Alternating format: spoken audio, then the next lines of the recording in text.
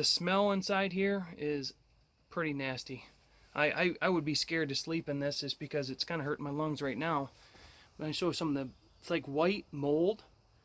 And then it has the tear notch right here. It has a handle until you do the tear notch. Let's go and open it up. At the very bottom, when you have it in like a blanket motor all laid out, there's just a zipper. And all you do is take that zipper and run it down.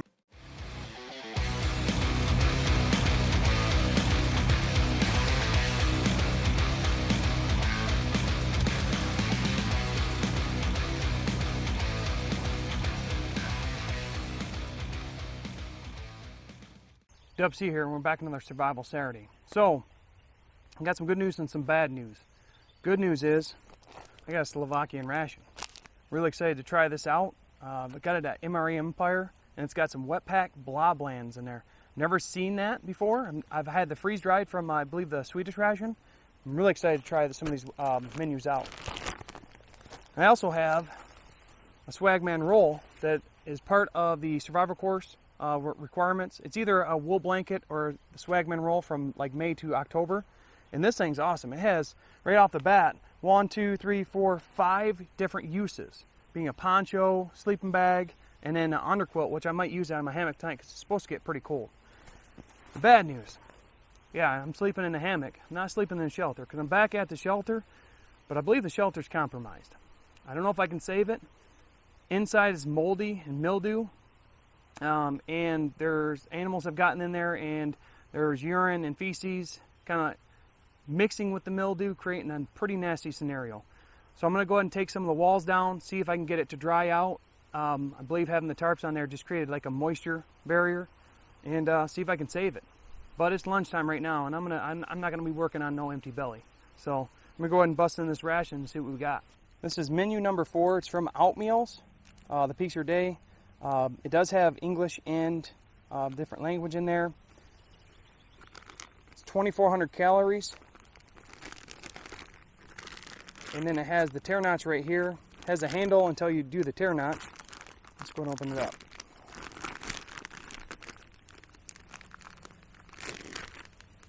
So once you tear off, you get the zip, like resealable bag, which is really nice. First thing we got is the chicken curry with rice outdoor meal from Blobland. We have the rice pudding with vanilla taste. And then we have the kebab stew with corn and bell pepper. And then we have a orange drink, looks like from Orful. Look at that spork. That might beat the British ORP spork. That thing's massive. The handle and everything's really cool. Looks like it comes with a reusable Ziploc bag. Got chocolate cake. Oh, that's cool. This is a salty cashew energy bar. Looks like some dental floss. Got the nut cream original. Actually comes with 2 of them. Got a 70% alcohol wipe. Some Colombian freeze-dried coffee from Pearl. And then it looks like it comes with 2 of these flameless ration heaters. And the last 2 things are 2 pieces of candy. Pineapple and pear, it looks like. The other cool things are on the bag. It looks like a measuring on the side. And then there's lots of, let me get some contrast, like quotes and/or pointers on the back. You can read through those, pause and read through them. Pretty interesting. Field experience, something you don't get until after you need it. Just like little phrases that I thought they were pretty interesting. Actually says at the top, it's a selection from 113 Murphy's Laws of Combat Operations. Okay, for lunch, I'm going to have the orange drink, the chicken curry with rice, the salty cashew energy bar, a packet of the nut cream original, and the pineapple candy. And I got the alcohol wipe I'm going to go ahead and clean up with, and then clean the utensil off as well, just so because it's not in a container or anything, so you don't know. So it's good to clean the utensil, and then I'll clean up my hands. This ration isn't huge at 2,400 calories. You can see there's limited items, only one drink, one coffee, and not that many sides. We'll go ahead and open up the flameless heater. Looks like a really nice one. It's got a big heating element, and it has the little sticky piece that we put on there. Get this going. Got the water to the fill line, and it instantly took off. So I'm going to go ahead and just fold it over, stick it to itself. Wow. That is pretty awesome. Yeah, that flameless heater is not messing around. Let's go ahead and open up the salty cashew bar. Looks like it's got a nice granola, some dried fruit in it. Let's go ahead and give that a try. That is really nice. The salty aspect of it comes through really well, and it actually makes it really enjoyable. It's got like a sweet and savory portion right to it, because the fruit and the sweetness from like almost like honey, and it has a nice salty accent that goes very well together. Now you can mix the drink inside the pouch, but there's no gusset, so I don't want to spill it. I'm just going to open up and mix it in one of my cups.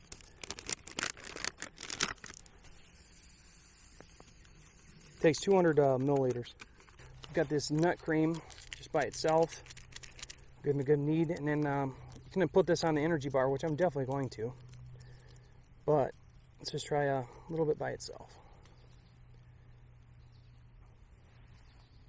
Yeah, by itself it's like a chocolate peanut butter, like a chocolate hazelnut.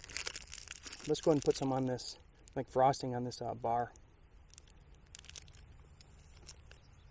Alright, the bar and the nut cream actually went together even better because, again, the saltiness of the bar. I put some of that frosting on it. Worked out great. The main is done. Just go and pull that out. FRH did really good in warming this up. Alright, first time trying. I always enjoyed the Blah Band freeze-dried. I'm really excited to try the wet packs. And they do have a nice gusset, so I can just set it down like this. Kind of take a look at it. Looks like a piece of corn. Not much, like the rice. I don't know if the chicken's at the bottom. We'll have to stir it up. No, there's chicken throughout this main, and it is awesome. I thought their freeze-dried products were awesome.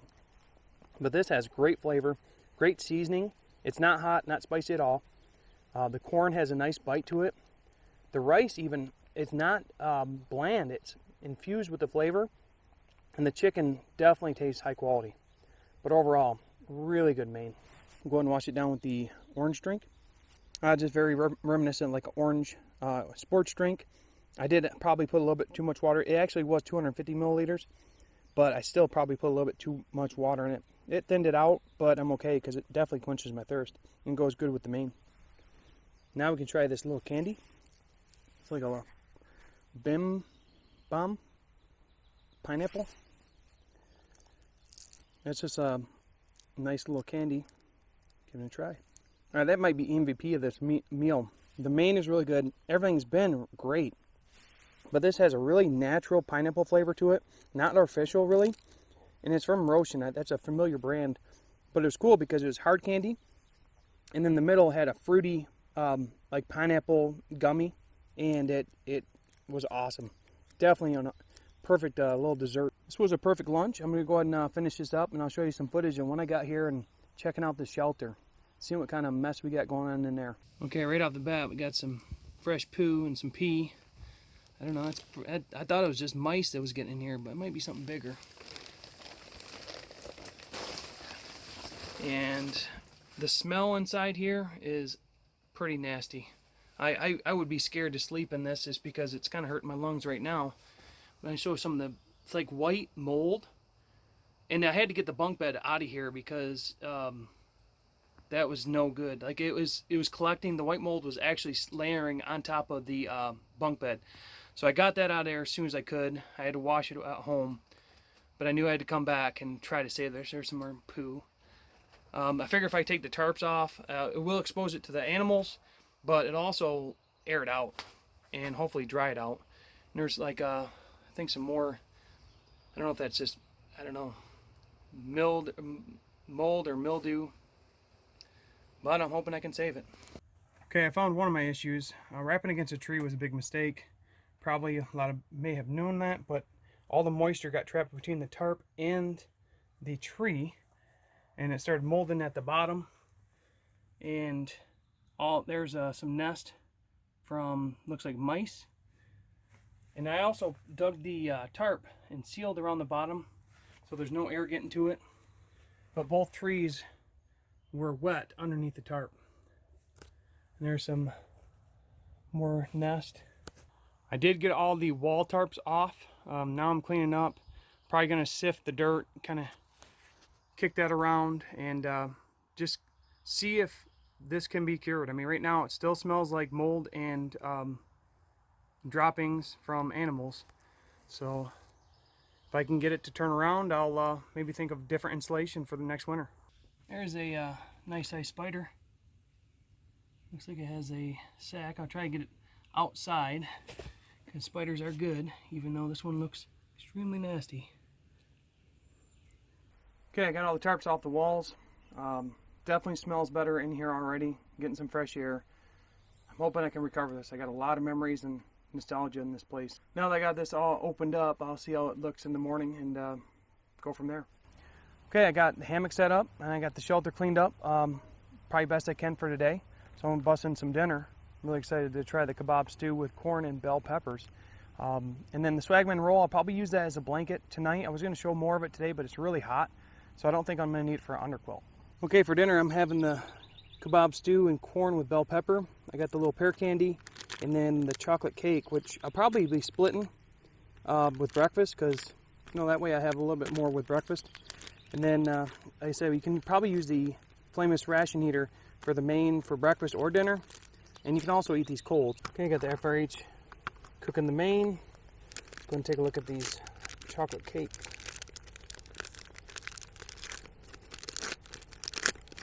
It's got a nice little wrapper on it, so I'll probably just split it in half.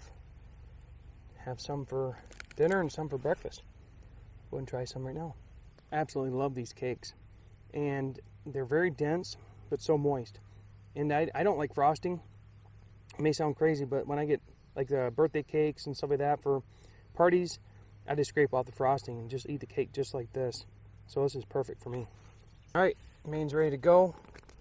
Let me pop it open. I'm really hoping it'll be better than the lunch main. The lunch main was really good, but that just means this will be better. Gonna take a look at that. It's all mashed up. Let's go and give it a try.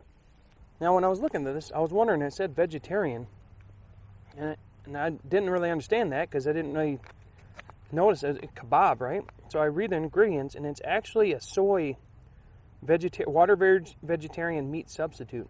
And I typically can't tell too much on the substitutes, but I can tell on this one.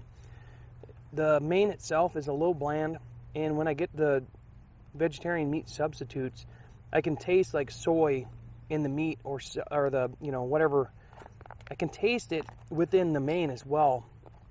So really good thing is, you know, I get a good bite of the corn, but everything's kind of just mixed together and has the same flavor at that point. So it's not very dynamic. It's filling, but I definitely think the regular, like a zesty meat thrown in here with some pepper would be excellent. All right, now I'll go and try the candy, which the pineapple candy was awesome. I'm really excited for pear because I even like pear even better. Okay, there it is. Okay, we had a nice dinner. Lunch is a clear winner so far, but I'm excited to try the breakfast. Now I got to get a fire going. Okay, it's time to get a fire going. I'm going to use the Quick Survive Quick Fire. Now I actually got this in a Alpha Outpost box. I think it was the barbecue one. One thing I thought it was cool is it's for campfires, charcoal, you know, grills, and then you can use it with a flint starter. So I actually want to show that if I can, if it'll zoom in. There we go. But it says you can use it with a flint starter, which I haven't seen many of these, because looking at the packages, it's just like the ones you light on fire. You know, you can start with a match or a lighter. But let's go ahead and grind one up and see if it works with the ferro rod. And all it says to do is to take one of the packets and break it up, and then kind of place it where you want to start your fire. So I just kind of broke that one up. Throw some spark on it. Wow, that was pretty easy. I made some practice in using feathers, making some feathers up real quick. Okay, that quick survive fire, quick fire definitely works awesome, and it works with flint too. So throw some spark on it, and you're good to go. Get a nice fire going, and like I said, it's hot enough where I'll just have this as a blanket, and then I'll show more about it tomorrow. But other than that, it's lights out. Okay, it's morning time. I actually slept really good. Didn't need the hammock underquilt, but I used the Swagman roll for the blanket. It was perfect. Could have made it into a sleeping bag, but didn't really need it. Like I said, it was pretty, still pretty warm last night. Raw, like I said, I sleep better when it's a little bit colder. Got my morning coffee. I'm going to show off the Swagman roll a little bit more in detail next, but probably one of the more versatile items I've had.